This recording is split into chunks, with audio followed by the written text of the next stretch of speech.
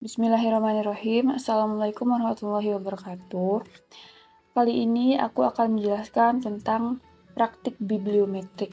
Jadi fokus kepada praktiknya dan aku akan skip hal-hal konseptual karena insya Allah hal itu bisa dibaca kalau seseorang memiliki kemauan yang tinggi. Jadi semangat. Langkah-langkah melakukan bibliometrik, yang pertama tentukan topik terlebih dahulu. Yang kedua, setelah topik itu ditentukan, cari datanya di database. Database ini aku masuk misalnya Scopus, Web of Science, Google Scholar. Itu tuh kayak tempat kamu untuk nyari data, rumahnya. Nah, tentukan itu dulu, tentukan rumah datanya dulu. Dengan pertimbangan-pertimbangan tertentu. Setelah itu, yang ketiga, analisis data. Setelah kita mendapatkan data dari database, maka kita akan menganalisis data tersebut dengan aplikasi RStudio atau FastViewer. Bisa salah satunya atau dua-duanya dikombinasikan bisa. Yang perlu disiapkan sebelum kamu lanjut melakukan bibliometrik yang harus ada di komputer kamu, yang pertama adalah aplikasi RStudio atau FastViewer. Bisa salah satunya atau bisa keduanya. Karena sebenarnya dua-duanya menawarkan fasilitas yang mirip, maupun RStudio atau FastViewer. Tapi kalau aku itu lebih sering menggunakan RStudio. Yang kedua itu Publish or Perish atau akun Scopus Premium. Bisa salah satunya. Kalau aku itu lebih sering menggunakan akun Scopus Premium karena alhamdulillah universitasku itu sudah berlangganan Scopus. Jadi kami menggunakan fasilitas itu dengan optimal ya, selagi bisa. Tapi kalau misalnya kamu tidak memiliki akun Scopus Premium, alternatifnya itu menggunakan Publish or Perish. Itu bisa juga. Langkah pertama itu menentukan topik. Kita menulis daftar topik yang mungkin untuk dijadikan bibliometrik. Cara menentukannya gimana? Cari topik yang sederhananya udah jenuh. Jadi papernya itu udah banyak. Jadi itu bisa kita bibliometrikkan. Kita bisa lihat trennya. Kita bisa lihat lingkungan environment di riset topik tersebut di seluruh dunia itu seperti apa. Nah, karena kita perlu memastikan bahwa kita memperoleh paper dalam jumlah yang oke untuk dilakukan analisis bibliometrik. Takarannya itu berapa? Sebenarnya itu tentatif, jadi tidak ada patokan yang pasti juga. Tapi kalau misalnya aku secara pribadi, kalau misalnya untuk ke Sinta, itu di atas 50, di range di atas 50 itu udah oke. Kalau mau aman, menurutku itu di atas 100. 100 sampai 200 itu udah di angka aman menurutku. Bahkan kalau misalnya kalian lihat artikel Scopus, dia itu bisa ribuan artikel, ribuan paper yang dia lakukan analisis bibliometrik. Jadi nggak ada ukuran pasti terhadap hal itu, tapi menurutku angka amannya itu segitu. Jadi sebenarnya daftar topiknya itu kamu jangan berpatokan ke satu topik aja, karena bisa jadi topik yang pengen kamu analisis itu papernya itu sedikit. Misal hanya 5, hanya 7 gitu kan. Kalau misalnya seperti itu, skip dan cari topik lain. Atau kalau misalnya kamu tetap pengen untuk melakukan menulis paper di topik itu, bisa menggunakan SLR ya, Systematic Literature Review, yang versi tradisional. Jadi bisa menggunakan hal itu, nggak harus bibliometrik juga. Nah, ini aku udah ngelis misalnya problem based learning di pendidikan fisika atau e-learning di pendidikan fisika gitu ya. Kita list dulu apa sih yang topik-topik yang potensial untuk dilakukan bibliometrik. Bisa ngelis 5 at least misalnya, jadi kamu punya banyak cadangan jika datanya itu tidak cukup. Nah, di topik ini yang perlu diperhatikan itu di sini ada 2 yang ku kasih warna berbeda. ini anggap aja variabelnya ya. Ada problem based learning di pendidikan fisika atau learning di pendidikan fisika. Jadi ada variabel topik variabelnya, you know what I mean, aku nggak tahu ini nama persisnya apa, tapi ada variabelnya gitu loh, dan juga ada cakupannya di mana. Misalnya di sini kan problem based learning, berarti aku ingin memetakan tren penelitian di topik problem based learning di seluruh dunia itu seperti apa gitu kan. Kemudian cakupannya di lingkup mana, aku pengennya di lingkup pendidikan fisika misalnya gitu. Nah, ini juga bisa diubah-ubah, mau di lingkup pendidikan secara umum kah misalnya, atau di lingkup bisnis bisa juga, atau di misalnya pendidikan kimia itu bisa juga. Jadi tergantung kebutuhan dan atau STEM itu juga bisa. Jadi benar-benar tergantung dengan keputusan yang kamu buat.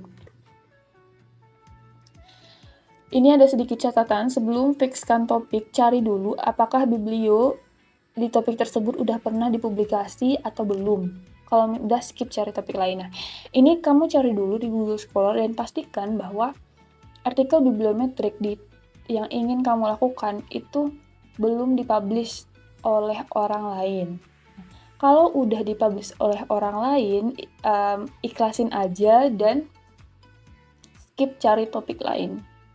Itu saran menurutku secara pribadi ya. Nah, kalau misalnya bibliometriknya itu dilakukannya udah lama, ini tahun 2024 misalnya, itu dilakukan tahun 2020. Bisa nggak dilakukan? Bisa. Kamu bisa ngasih argumentasi bahwa novelty dari artikel kamu adalah bahwa datanya tuh lebih update 4 tahun dibanding dengan paper sebelumnya. Itu bisa dilakuin. Tapi kalau misalnya paper tersebut diterbitkan di tahun yang sama, misalnya tahun 2024 juga, it's better for me kamu untuk cari topik lain aja. Oke, jadi ada 2, tentukan topik dulu, variabel dulu, misalnya problem based learning kah atau e-learning kah. Atau misalnya kamu lagi tesisan, kamu juga bisa membuat ini sebagai initial research dari tesis kamu. Misalnya kamu meneliti tentang artificial intelligence gitu kan, jadi kamu analisis bibliometrik dulu di AI di pendidikan itu seperti apa, itu bisa juga sambil menyelam minum air kan. Selanjutnya, setelah kita menentukan topik, kita akan mencari data. Nah, nyari datanya di mana? Di rumah data, di database. Ada beberapa database yang ada di luar sana. Misalnya di sini aku list ada Scopus, Web of Science, Sinta, atau Google Scholar, itu bisa. Tapi kalau aku itu seringnya menggunakan database Scopus. Kenapa Scopus? Karena dalam analisis data nanti itu akan ada possibility untuk terjadinya error. Error kenapa? Karena kelengkapan data. Kalau misalnya kita download dari satu database gitu. Nah, jadi kenapa aku langsung menggunakan Scopus dan juga langsung cari di melalui akun Scopusnya. Jadi aku nggak menggunakan publish or perish. Karena kalau aku menggunakan langkah itu akan jarang terjadi error. Karena aku nggak suka ribet, jadi aku menggunakan hal itu. Nah, namun kalau misalnya kamu ingin mencari novelty yang lebih oke, maka kamu menentukan database lain. Saya ingin pakai Web of Science karena sebelumnya itu hanya dipetakan di Scopus gitu kan. Itu bisa juga, tapi aku nggak tahu lebih honest praktikal langkah praktikalnya kayak gimana, karena selama ini aku hanya menggunakan Scopus. Yang kedua, kenapa Scopus? Artikel-artikel yang ada di Scopus, aku yakin bahwa insya Allah itu sudah melalui peer review yang ketat. Nah, jadi itu bisa menghasilkan data yang representatif dan kredibel untuk dijadikan data. Menurutku seperti itu. Kalau misalnya pakai Google Scholar, itu bisa menggunakan aplikasi Publish or Perish nanti, Paper of Science juga. Kalau Sinta, aku nggak tahu caranya gimana. Mungkin kalau misalnya di Google Scholar, itu udah include yang Sinta ya, tapi itu aku jarang banget menggunakan itu. Di paper bibliometrik yang aku terbitin dan sudah aku tulis sekarang, itu semuanya menggunakan Scopus. Nah, jadi kalau misalnya kamu pengen informasi lebih dengan Web of Science gimana Sinta Google Scholar, I cannot answer that question. Maybe kamu bisa try it by yourself atau cari sumber yang lain, atau kamu ngotak-ngatik sendiri. Insya Allah dengan ketekunan dan juga semangat itu bisa. Langkah ketiga itu analisis data. Sebenarnya tadi sudah aku jelaskan di awal bahwa aplikasinya bisa dua, RStudio atau FastViewer. Secara visual, secara yang lebih mudah sebenarnya menurutku itu RStudio. Kita akan lihat nanti ya. Nah, sebenarnya dua-duanya itu menawarkan hal yang mirip, RStudio atau FastViewer. Apa yang dianalisis oleh RStudio itu bisa juga dianalisis oleh FastViewer. Maksudnya data-data utama yang kita perlukan ya di analisis bibliometrik ini. Tapi, jadi ini tergantung kepada kenyamanan kamu dalam menganalisis, menggunakan fasilitas yang ada di aplikasi-aplikasi tersebut. Kalau aku tuh lebih nyaman menggunakan RStudio, tapi di paper-paperku itu aku menggunakan kombinasi keduanya, RStudio dan juga FastViewer. Nah, tapi fasilitas yang kugunakan di FastViewer itu hanya satu fasilitas, yaitu analisis kata kunci. Sedangkan data-data lain seperti afiliasi author atau sumber yang paling relevan dan lain itu aku menggunakan data dari RStudio. Jadi ini kamu harus benar-benar praktik langsung dan kamu menemukan kenyamanan diri kamu itu di mana. Karena ini sifatnya optional. Package yang digunakan di aplikasi RStudio itu Bibliometrics dan package-package lain sebenarnya. Nanti kita akan lihat.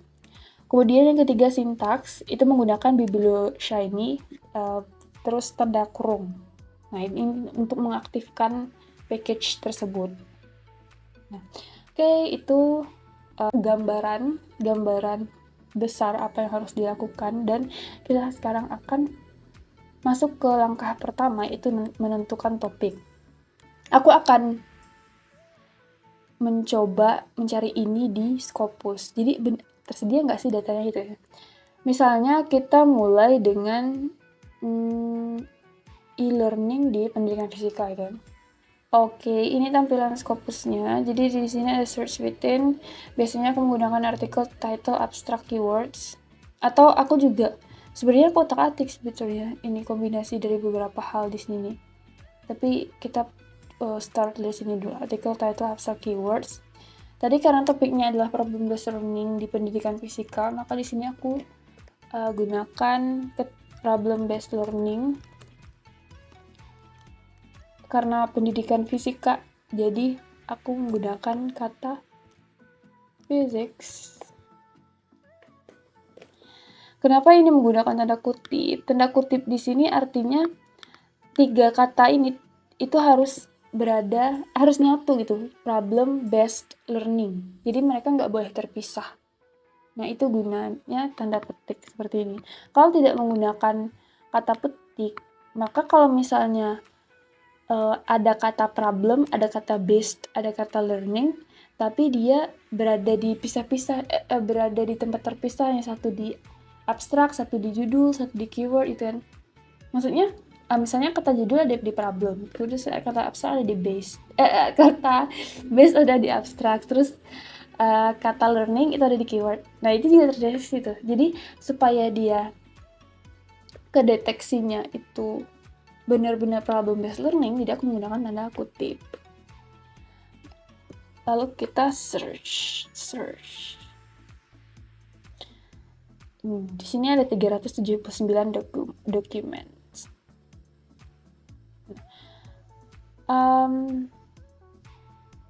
Oke. Nah, oke, angka 379 itu sudah oke ya di sini, karena tadi aku sempat bahas bahwa angka amannya itu 100 sampai 200. 100 sampai 200 paper. Jadi kalau kita udah di 379 itu udah oke. Nah, selanjutnya ini kita sudah masuk ke, kita akan lanjut ke fase filterisasi data. Jadi menyaring data. Kalau kamu pernah melakukan systematic literature review atau SLR, insya Allah kamu sudah tahu tentang hal ini kan. Tapi jadi ini mirip sebenarnya. Aku biasanya menggunakan Prisma method. Nah, itu bisa dilihat di paper-paper yang menggunakan Prisma method. Oke, di sini ada beberapa filterisasi, ada tahun, nama author, subject area, tipe dokumen, keyword, affiliation, funding sponsor, dan seterusnya. Kita akan lihat dari 379 dokumen ini, data terbarunya tahun 2024 dan data terlamanya itu tahun 1995. Nah, kalau misalnya kamu ingin memetakan tren yang terbaru gitu ya, kamu bisa pilih 5 tahun ke belakang dengan menerapkan filter tahun. Misalnya from 2019 ke 2024 search.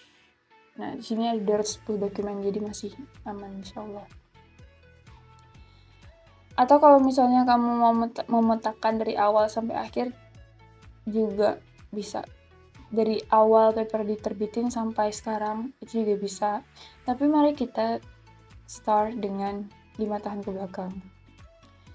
Selanjutnya, tentang author name nggak perlu subject area. Nah, karena kita berada di scope pendidikan, maka kita pilih di sini social science. Dokumen type, biasanya aku memilih conference paper sama artikel. Kenapa memilih dua tipe dokumen ini? Karena mereka melalui peer review yang oke, dan mereka bentuknya full paper. Nah, untuk alasan-alasan lain itu bisa dicari di literatur ya guys, untuk menguatkan di bagian metode. Kemudian ada language. Kita pilih Inggris. Oke, menurutku itu udah oke. Nah, ini sebenarnya kalau secara teoritis ini penerapan Prisma method nih. Metode Prisma. Jadi kamu menerapkan kriteria inklusi dan juga eksklusi untuk memastikan bahwa data yang kamu peroleh itu benar-benar representatif untuk menjawab tujuan penelitian kamu. Jadi tujuannya itu ya. Misalnya kriteria inklusi sama eksklusi, berarti ada paper-paper yang kamu pilih untuk dibuang, di cut off dari analisis data kamu karena menurut kamu data itu tuh kurang representatif. Misalnya ini di bagian subject area kamu memilih social science kan, karena kamu pengen memetakan di lingkup pendidikan, which is di konteks ini adalah pendidikan fisika, misalnya seperti itu. Dan hal-hal lain, jadi bisa menuliskan alasan-alasan logis dan rasional kenapa kita menggunakan kriteria inklusi dan eksklusi tertentu. Untuk detailnya itu bisa dibaca di paper yang menerapkan metode Prisma. Mereka menjelaskan dengan lengkap terkait hal itu. Oke, ini screening ya, di tab screening yang pertama. Kemudian kita klik limit. Kita lihat ada 61 dokumen. Dikit tapi oke lah untuk praktikkan. Nah, kalau misalnya sebenarnya gini, di search dokumen ini sebaiknya menggunakan sinonim. Sebaiknya menerapkan sinonim. Jadi problem based learning misalnya. Kita misalnya bisa klik pakai string namanya or. Kita pakai string or menggunakan kata problem, strip learning misalnya gitu. sama kita pakai string and. Nah, string or itu berarti atau nggak harus problem based learning yang dipisah dengan spasi, tapi bisa juga problem based learning yang dipisah dengan tanda strip. Nah, seperti itu. Kalau kita menggunakan string or. Kalau menggunakan string and, jadi kata physics itu harus ada. Harus ada kata problem based learning, salah satunya problem based learning yang dipisahkan spasi atau problem based learning yang dipisahkan oleh strip dan kata fisika. Jadi kalau misalnya nggak ada kata fisika, tapi ada kata problem based learningnya, maka itu akan kebuang dari pencarian. Nah, sinonimnya nggak sesederhana ini tentunya. Misalnya kita menggunakan kata artificial intelligence gitu kan. Nah, itu banyak banget sinonimnya. Bahkan aku pernah nemu paper yang sinonimnya itu kayak belasan sinonim gitu. Tapi dia menggunakan kata-kata yang nggak sederhana ini sinonimnya. Gitu lah ya. Aku nggak bisa menjelaskan lebih lanjut sih. Karena aku belum bisa explore itu teman-teman. Oke, ini kita hapus dulu. Kita lanjut di sini aja. Next, selanjutnya setelah di metode Prisma itu ada nama tahapnya eligibility. Kalau nggak salah ya. Nah, di tahap ini kita nggak, kalau versi A sebenarnya ada dua pilihan. Apakah kamu akan mengambil data mentah ini untuk analisis data kamu, atau kamu saring lagi? Tapi sebaiknya disaring lagi. Maka masuklah kita ke tahap eligibility. Jadi, caranya adalah kita baca satu-satu abstrak dari paper ini. Kita lihat apakah ini benar-benar papernya itu masuk ke dalam penelitian kita. Aku berharap teman-teman sudah ini ya, systematic literature review, jadi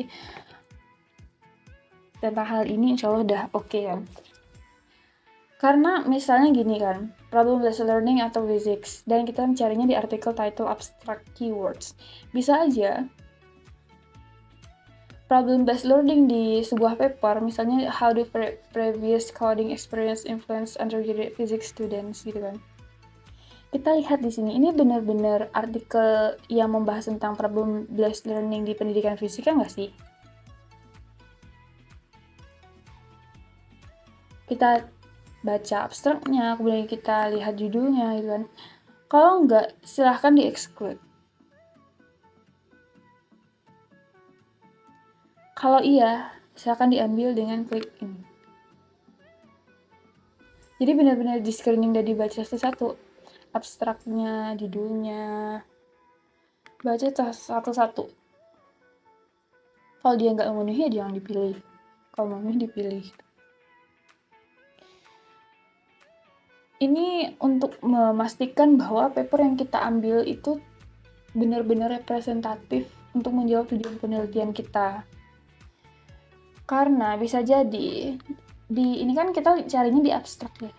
Nah, di bagian abstrak itu ada jurnal yang menuliskan latar belakang satu atau dua kalimat latar belakang di struktur abstrak mereka. Nah, jadi misalnya di problem based learning ini, bisa jadi ini tuh cuman kalimat latar belakang aja di paper itu, tapi sebenarnya tidak menjadi pembahasan utama di paper tersebut. Nah, aku harap kamu benar-benar praktik dan lihat satu-satu tentang hal ini supaya itu bisa benar-benar oh ini ternyata maksudnya seperti ini kan. Practice makes perfect. Oke, anggap aja semua artikel ini memenuhi kan.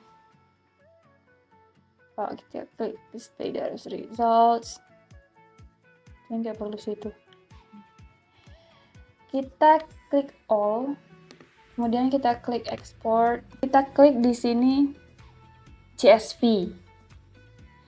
Kalau kita ingin menganalisis menggunakan RStudio, kita klik CSV di sini.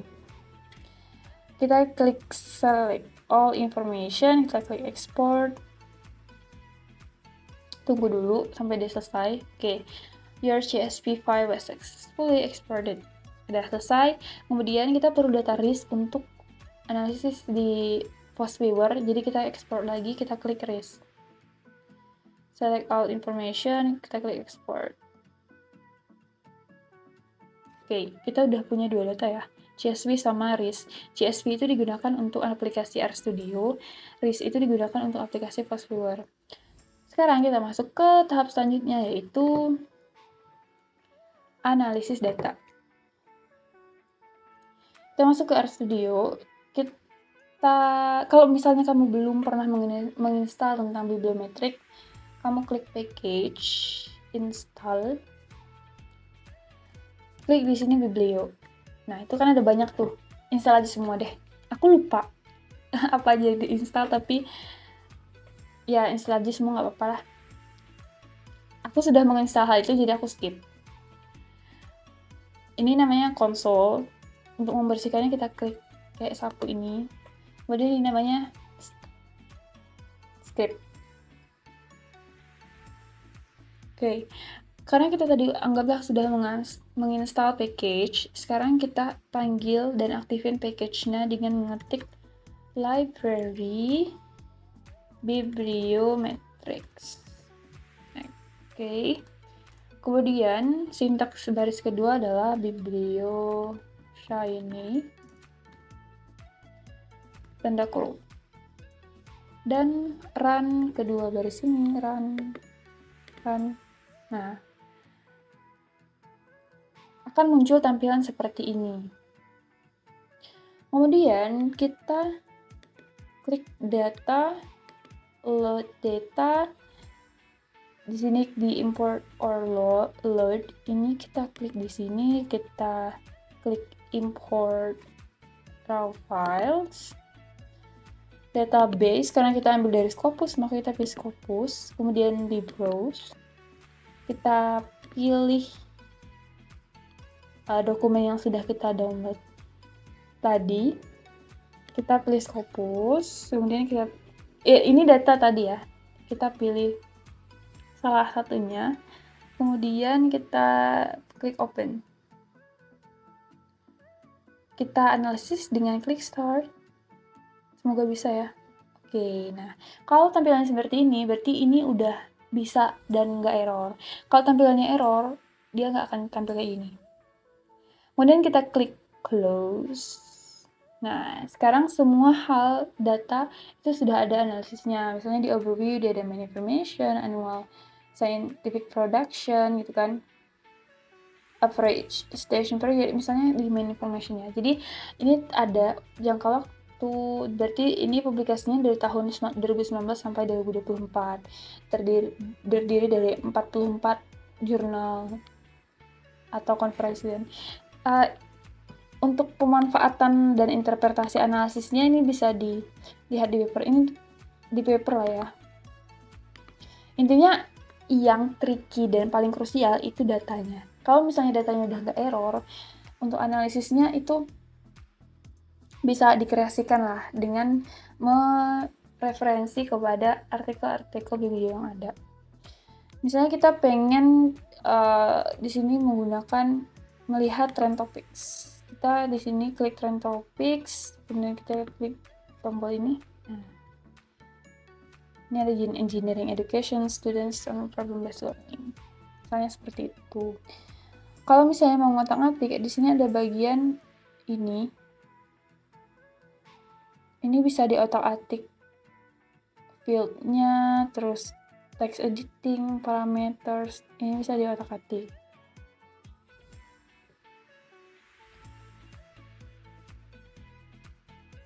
Kalau mau otak-atik di sini, sebenarnya kata students engineering education, kata students ini bisa di-exclude ya. Ambil kata-kata yang bermakna aja. Caranya bisa main di text editing di sini. Load a list of terms to remove. Sesuai ini aja ya. Lakukan sesuai dengan apa yang diperintahkan. Intinya ini bisa diotak-atik dan kuncinya praktek. Udah, aku rasa itu udah oke karena semua hal di sini tinggal bisa dicomot. I mean, hal-hal yang ada di sini, misalnya most relevant authors production over time, itu bisa dilihat di sini. Berarti misalnya most relevant authors itu Muwongi, CMN, dan seterusnya. Ini adalah author yang paling relevan di topik ini. Kalau misalnya mau download gambarnya, klik ini. Nah, ini bisa lah ya di otak-atik sendiri. Ya, main-mainin aja. Misalnya ada overview, ada no scientific production. Ya, spend your time untuk main-mainin ini agar lebih mengerti dan familiar dengan Biblio Shiny ini. Oke, selanjutnya kita ke Post Viewer. Aku akan buka Post Viewer.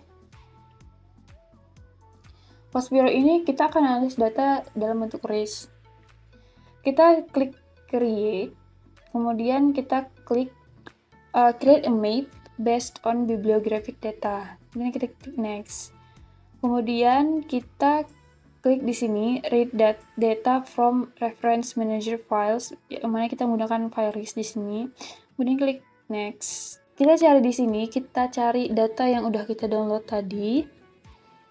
Kita klik, di sini ya, di download, tadi ada di download, kemudian aku cek dulu ya. Nah, nama datanya Scopus ini, dari bla bla bla. Donald 24 10 14 detik. Cari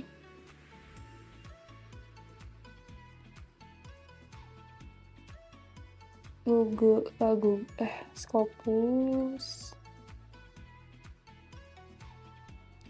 Ini ya, 10 14 detik 0 0 1. Kemudian klik OK. Next. Nah, kalau aku biasanya menggunakan yang gunakan analisis di Post Viewer itulah co-occurrence dan menggunakan keywords. Kita klik Next. Nah, di sini minimum number of occurrence of a keyword. Ini kan ada 6 meet the threshold kan. Pilih aja 2. Bisa biar yang tertampil itu 30 meet. Jadi ini tentatif sih. 30 meet the threshold kan. Biar keyword yang tertampil, threshold yang tertampil di Post Viewer itu oke, jadi otomatis di minimum number of occurrence itu direndahin sesuai dengan ketersediaan threshold yang ada di sini. Kalau misalnya kita 5 di sini kan cuma 6 kan, jadi itu terus sedikit, jadi kita turunin jadi 2 misalnya. Klik Next. Nah, di sini bisa di-select nih apa aja keyword yang nggak mau ditampilin atau ditampilin. Misal di sini kan mungkin ada yang double ya, problem based learning atau problem based learning yang pakai strip. Di sini juga problem based learning PBL. Nah, itu bisa dipilih salah satu. Bisa dipilih mempertimbangkan occurrence dan totaling strength-nya. Di sini kalau misalnya totaling strength-nya tertinggi yang kita pilih, berarti yang ini dihapus dan seterusnya. Nah, kemudian kalau ada kata kunci lain yang misalnya mau di-exclude yang mungkin nggak terlalu kontributif nih sama papernya gitu kan, misalnya students, itu juga bisa dihapus. Dan kata kunci lain ya, aku nggak akan terlalu detail terkait hal itu karena itu memerlukan pertimbangan yang seksama. Kemudian klik finish. Yes. Nah, ini hasilnya. Jadi ada itemnya itu ada 5 klaster, ada PBL, learning system, problem based learning, sama basics. Tuh. Nah, untuk tampilannya itu bisa diotak-atik di bagian kanan sini. Untuk melihat itemnya bisa di kiri sebelah sini. Kalau misal mau save gambarnya itu bisa di screenshot di sini, kemudian di save. Nanti akan tersimpan di komputer. Begitu untuk interpretasi dan analisisnya bisa dilihat di paper yang membahas tentang itu. Oke, ini ada 3, ada network visualization, overlay visualization, sama density visualization. Kalau overlay visualization itu menunjukkan waktu. Misalnya yang ungu berarti udah lama tuh. Problem solving skills berarti ini bahasanya udah lama. Kalau yang kuning-kuning, teaching, professional aspects, higher education, curricular higher education, berarti itu publikasi yang terbaru, yang 2023 ke atas. Itu cara bacanya. Nah, untuk hal-hal yang lain, itu bisa didalami dengan membaca paper-paper tentang bibliometrik. Baiklah, sekian. Maaf kalau rada cepet karena praktik ya. Practice makes perfect. Jadi silahkan otak-atik, silahkan berkreasi, silahkan praktik sebanyak mungkin, karena kalau hal-hal praktikal ini learning by doing, gak cuman nonton video ini terus selesai. Jadi benar-benar kamu harus doing itu, kalau harus otak-atik biar bisa paham. Plus baca paper-paper tentang bibliometri. Bahkan paper Q1, Q2 tuh ada kok yang bibliometrik. Jadi bukan sesuatu yang harus diskeptisin. Karena tergantung kualitas writing ya. Kualitas writing paper. Jadi ini juga bisa kok untuk Q1, Q2. Semangat! Wabillahi taufiq wal hidayah. Assalamualaikum warahmatullahi wabarakatuh.